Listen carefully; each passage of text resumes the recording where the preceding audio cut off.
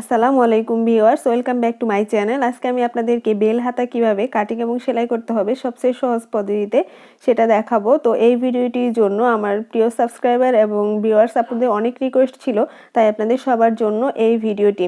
তো আপনারা পুরো ভিডিওটি মনোযোগ সহকারে দেখবেন, কারণ ভিডিওতে আমি এমন কিছু টিপস দিয়ে থাকি যেগুলো আপনাদের সেলাই শেখার জন্য খুবই হেল্পফুল হবে। তো প্রথমে হচ্ছে এখানে আমি কাপড় নিয়ে নিয়েছি। তো এখানে হচ্ছে আমি প্রায় 30 ইঞ্চি পরিমাণ কাপড় নিয়েছি। তো কাপড়টা আমি একটু আপনাদের মেপে দেখাচ্ছি যে কতটুকু কাপড় নিয়েছি। তো এখানে প্রায় 30 ইঞ্চি পরিমাণ কাপড় এখানে কামিজ কাটার পরে রয়ে গেছে। তো এই কাপড়টা দিয়ে হাতা কাটিং করব। তো এখানে হচ্ছে প্রথমে লম্বালম্বি করে আমি কাপড়টাকে 2 ভাঁজে ভাঁজ করে নিয়েছি। তারপর আরেকটা ভাঁজ দিয়ে নিব 4 ভাঁজ। যারা আমার চ্যানেলে একেবারেই নতুন তারা ভিডিও নিচে দেখবেন লাল একটা সাবস্ক্রাইব বাটন আছে, সাবস্ক্রাইব বাটনে ক্লিক করে রাখবেন এবং আমার নতুন নতুন আপলোড হওয়া ভিডিওগুলো সবার আগে পাওয়ার জন্য পাশে থাকা যে বেল আইকনটা আছে সেটাতে ক্লিক করে রাখবেন। তো 4 ভাঁজে ভাঁজ করার পর এখন হচ্ছে চড়া মাপটা নিয়ে নিচ্ছি। চড়া হচ্ছে এখানে বগলের মাপ থেকে 1.5 ইঞ্চি বাড়িয়ে নিতে হবে। তো 6.5 ইঞ্চি থেকে আমি আরো 1.5 ইঞ্চি বাড়িয়ে নিয়েছি এখানে। এরপর হচ্ছে লম্বা মাপটা নিতে হবে। তো লম্বা মাপটা এখানে শুধু আপনাদের বোঝানোর জন্য আমি মাপটা দিয়ে নিচ্ছি। আসলে আমি ঠিক এইভাবে তো আর কাপড়টা কাটিং করব না, আমি অন্যভাবে কাটিং করব। তো এটা আপনাদের বোঝানোর জন্য দুই পাশে 18 ইঞ্চি মাপ নিয়ে তারপর হচ্ছে দাগ দিয়ে নিচ্ছি। আমি যেই সাইডে আছি সেই সাইডটা হলো বন্ধ অংশ আর অপর সাইডটা হচ্ছে খোলা অংশ, এটা আপনারা খেয়াল রাখবেন কাপড়টা কাটার আগে। তো এরপর উপর থেকে আমি এখানে 3 ইঞ্চি বাদ দিয়ে নিয়েছি, চাইলে এখানে 3.5 ইঞ্চিও নিয়ে নিতে পারেন। তো এখন আমি দাগটা কেটে নিচ্ছি। এরপর হচ্ছে এভাবে কোনাকুনি করে দাগ দিয়ে নিতে হবে। নেওয়ার পর এখানে যতটুকু পরিমাণ আছে তার থেকে মাঝ বরাবর একটা দাগ দিয়ে নিতে হবে। তো 9 ইঞ্চি আমি 4.5 ইঞ্চি দাগ দিয়ে নিয়ে উপরে 1/2 ইঞ্চি পরিমাণ একটা দাগ কেটে নিয়ে রাউন্ড করে এখানে দাগ দিয়ে নিয়েছি। এরপর হলো কাঁধের শেষ অংশ থেকে কনুই পর্যন্ত একটা মাপ নিয়ে নিতে হবে। তো মাপ অনুসারে হচ্ছে এখানে 12 ইঞ্চি আসলো, আমি 12 ইঞ্চিতে একটা দাগ দিয়ে তারপর হচ্ছে দাগগুলো মিলিয়ে নিচ্ছি। হাতা কাটিংয়ের আরও ভিডিও আমার চ্যানেলে আছে, আমি ডিসক্রিপশন বক্সে লিঙ্ক দিয়ে দিব, আপনারা চাইলে সেখান থেকে দেখে আসতে পারেন। তো এরপর আমি এখানে কনুইয়ের যে মুহুরিটা আছে সেই মাপটা নিয়ে নিব। 5.5 ইঞ্চি মাপ নিয়ে নিলাম। এরপর 1 ইঞ্চি এক্সট্রা নিয়েছি, এটা হচ্ছে কাটার জন্য। তো দাগগুলো আমি এখানে মিলিয়ে নিচ্ছি, একটা স্কেলের সাহায্যে দাগগুলো মিলিয়ে নিচ্ছি। এরপর হচ্ছে 1 ইঞ্চি এক্সট্রা নিব, যেহেতু উপরে হচ্ছে সেলাই যাবে আর নিচে সেলাই যাবে, তো সেই জন্য 1 ইঞ্চি এক্সট্রা নিয়ে নিয়েছি। তো দাগগুলো মিলিয়ে নিচ্ছি। এরপর হচ্ছে এখানেও মুহুরির দাগটা দিয়ে নিচ্ছি একই মাপ অনুসারে। এখন আমি দাগ অনুসারে কেটে নিচ্ছি কাপড়টাকে। এরপর হচ্ছে এইখানে যে এক্সট্রা কাপড় আছে সেই কাপড়টাকে আমি কোনাকুনি করে ঠিক এভাবে ভাঁজ করে নিব। আপনারা ভাঁজটা খেয়াল রাখবেন, কারণ ভাঁজের উপরেই কিন্তু হাতা কাটিংটা নির্ভর করবে। তো এখন দুইটা অংশেরই হচ্ছে ভাঁজ পাশটা এভাবে করে মিলিয়ে নিতে হবে, অর্থাৎ বন্ধ সাইডটা নেওয়ার পর এভাবে হচ্ছে উপরে যে কাপড়টা আছে অর্থাৎ হাতার কাপড়টা এর সাথে সমান করে এভাবে বসিয়ে দাগ দিয়ে নিতে হবে। তো দাগটা আমি দেওয়ার পর এরপর হচ্ছে দাগটা কেটে নিয়েছি, কাপড়টা কেটে নিয়েছি।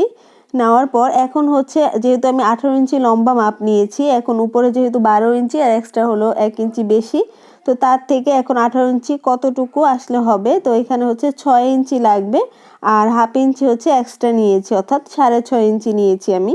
আপনারা চাইলে কম বেশিও নিতে পারেন, আপনারা যদি ফুল হাতা চান তাহলে আরও বেশি করে নিতে পারেন। এটা যেহেতু 3/4 হাতা হবে। তো দাগ অনুসারে আমি কেটে নিয়েছি। ঠিক এভাবে খুবই সহজ, আপনারা যদি বুঝতে পারেন তাহলে খুবই সহজে কাটিং করতে পারবেন। এখন হচ্ছে আমি সেলাইটা করে নিব। তো সেলাই করার জন্য এখানে হচ্ছে প্রথমে আমি এরকম কাপড় নিয়েছি, এই কাপড়টা দিয়ে আমি পাইপিং দিব। তো পরে মনে হলো যে পাইপিং দিলে এটা দেখতে আরও আকর্ষণীয় লাগবে, সেই জন্য আমি পাইপিংয়ের এই কাপড়টা সিলেক্ট করেছি। তো কাপড়টা হচ্ছে কোনাকুনি করে 1 ইঞ্চি পরিমাণ কেটে নিয়েছি।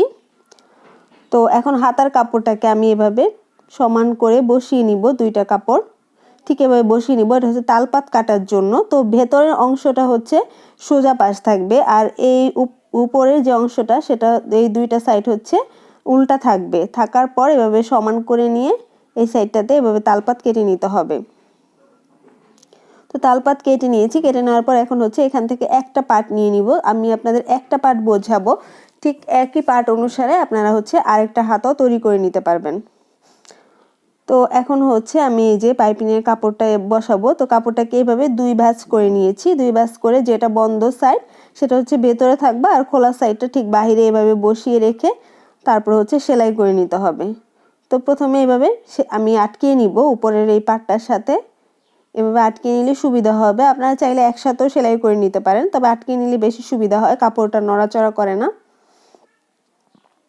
তো এরপর এটা বসাবো। তো এটা আপনারা বসানোর আগে একটু মাঝ বরাবর চিহ্ন দিয়ে নিতে পারেন, কাঁচির মাথা দিয়ে অথবা হচ্ছে চক দিয়ে চিহ্ন দিয়ে নিতে পারেন। দুইটা অংশই চিহ্ন দিয়ে নেওয়ার পর হচ্ছে এভাবে মাঝ বরাবর বসিয়ে নিতে হবে, তাহলে কাপড়টা সোজাসুজি হবে, অর্থাৎ সব দিকে সমান থাকবে। এরপর হচ্ছে যেহেতু পাইপিংয়ের কাপড়টা হচ্ছে অন্য কালার, উপর থেকে অবশ্যই দেখা যাবে। দেখা যাওয়ার পর আপনারা যতটুকু পাইপিং দিতে চান, চিকন অথবা মোটা, সেটা আপনাদের ইচ্ছে মতো আপনারা এখানে দিয়ে নিতে পারেন। তো আমি যতটুকু ইচ্ছে আমি ততটুকু দিয়ে নিচ্ছি এখানে। আমি বেশি মোটা করব না, চিকন করে আমি দিয়ে নিয়েছি, কারণ চিকনটাই দেখতে বেশি সুন্দর লাগবে। তো এই যে হয়ে গেল। এরপর হচ্ছে নিচে যে মুহুরিটা আছে ওই মুহুরির অংশটাতে আমি পাইপিং দিব একইভাবে, তাহলে দেখতে আরও বেশি সুন্দর লাগবে।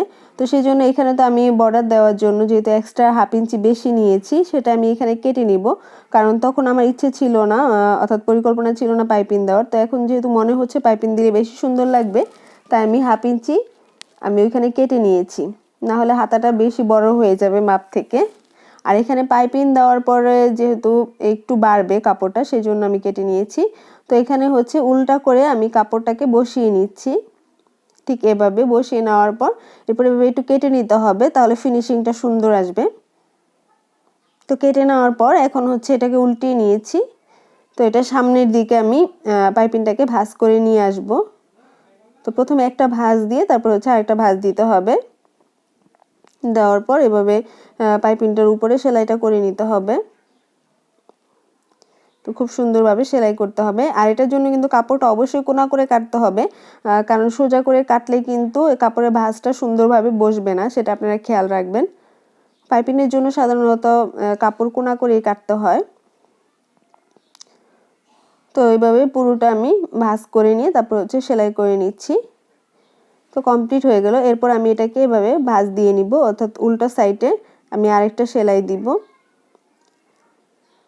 তো এভাবে করে আমি কাপড়টা ভাঁজ করে নিয়েছি। এখন হচ্ছে যেহেতু এখানে কোণের অংশটা 5.5 ইঞ্চি নিয়েছিলাম, সেখানে দাগ দিয়ে নিলাম। নেওয়ার পর এখন হচ্ছে সেলাইয়ের সুবিধার জন্য আর আপনাদের বোঝানোর জন্য আমি এভাবে দাগ কেটে নিচ্ছি।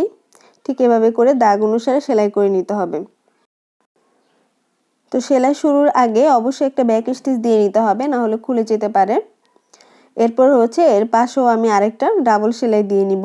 তো আজকের ভিডিওটি কেমন লাগলো সেটা জানিয়ে আমাকে কমেন্ট করবেন, আর হচ্ছে ভিডিও সম্পর্কে কোনো কিছু জানার থাকলে সেটাও কমেন্ট করে জানাবেন, আর আপনাদের রিকোয়েস্টের কোনো ভিডিও থাকলে সেটাও আমাকে জানাতে পারেন।